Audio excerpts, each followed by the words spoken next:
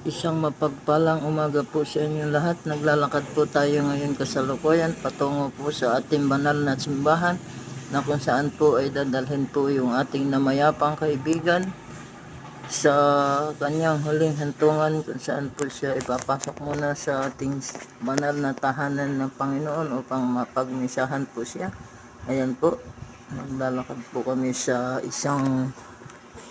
kalsada po. Ayan po yung ating namayapa na nakasalukuyan lang po naglalakad patungo po sa ating banal na simbahan. Isang mapagpalang umaga po sa ating lahat. Ayan, naglalakad po kami ngayon sa isang malawak at napakagandang kalsada po ng Barangay San Juan.